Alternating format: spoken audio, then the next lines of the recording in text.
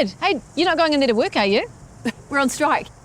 No, of course not. No, yeah, solidarity, everyone. Yeah. So why are you going in there? Me? I'm gonna go get my thing that I really need right now. It's my important item. I need my phone. I need to go get my phone in the factory. So I'm just gonna pop in there and... So what's that?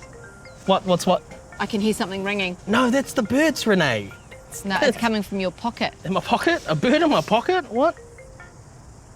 Oh no, this isn't a bird, this is a phone. This is my phone. I've been looking for this everywhere. Wow, guess I don't have to go in the factory anymore, do I? Thank you so much for that.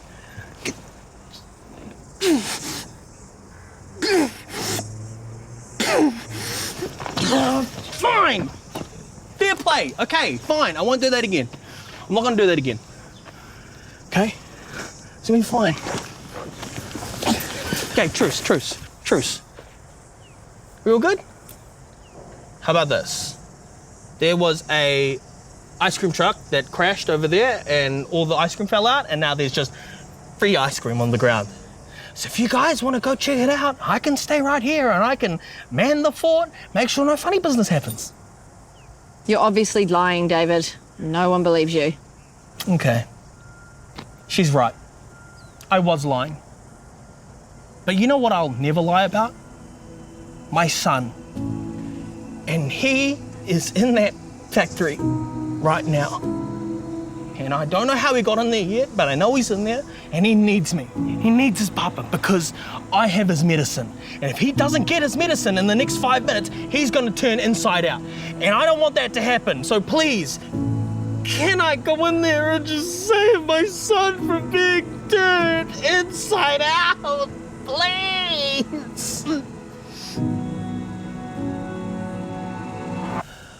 Was that good? Did you guys like that one? Okay, fine, let him through. If David wants to work in unsafe conditions for low pay, that's up to him. Thank you. Thank you, Renee. Thank you, boys. Thank you. Papa's gonna go make some money. I'm gonna go use the big saw.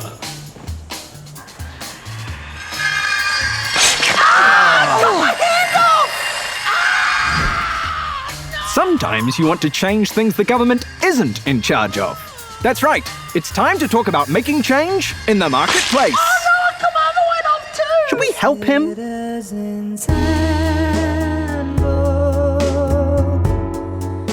The Citizen's Handbook.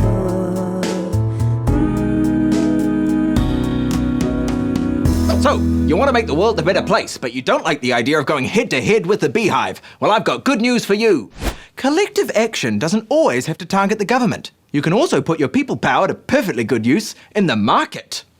Now, you can be forgiven for thinking that markets are complicated. I mean, there's companies, businesses, fat cats, big wigs, regulations, stimuluses, taxpayers, unions, wages, salaries, FBOS sales, discount specials, 2-for-1s, low prices, and watching over it all with her benevolent, unaging smile, the Briscoes lady. It all sounds complicated, but there are actually lots of ways to change how companies behave. For example, if you want to change the behavior of a company, you could always start a rival company that does things differently. If you find out that every company currently making bread makes it out of child bones, you could be the first company that doesn't make bread out of child bones, and consumers might well flock to your product instead and put the other bread makers out of business. I should say, no companies currently make bread out of child bones. Except, but I mean, everybody knows that. But what if you don't want to start a company? Well, don't worry, there's still lots of other ways to use the market, to pressure companies to do what you want. Companies need two things to function. They need money and they need people to work for them. So you can withhold those things and make them think about what they've done. It's time to talk about boycotts, divestments, strikes and money, or simply BDSM. Story time! Once upon a time in the early 1900s, There was a coal mine in the town of Blackball called the Blackball Coal Mine. Mine life was tough, and the miners had a lot of complaints like, our shifts are too bloody long, and our lunch breaks aren't bloody long enough. And to be perfectly honest, I'm a bit worried about the long-term environmental effects of all this fossil fuel consumption. Whenever the miners brought it up with the mine owners, though, they just went, blah, blah, blah, whatever, shut your traps and get back to work. And nothing ever changed.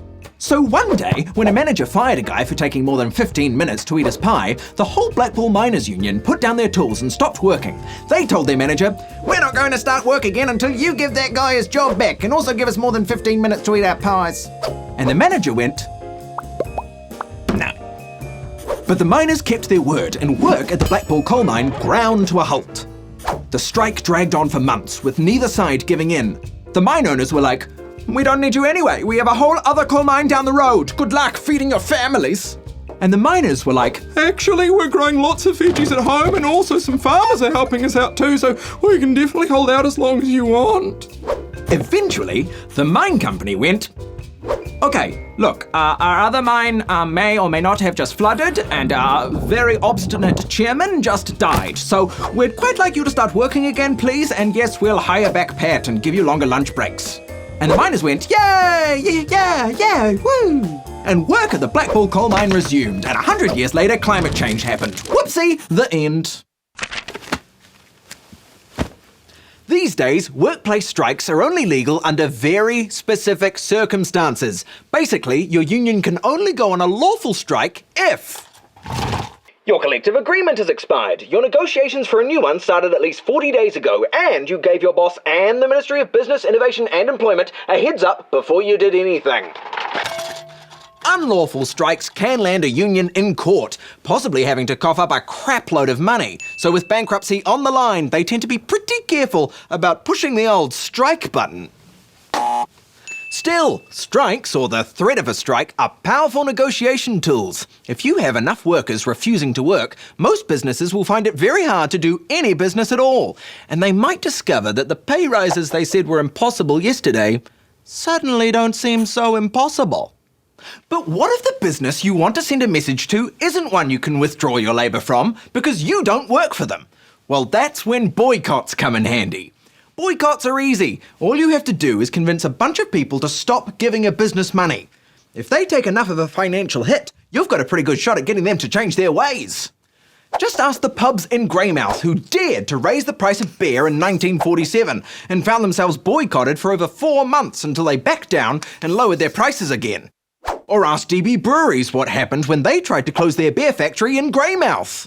That's right, a good old-fashioned boycott changed their minds right around.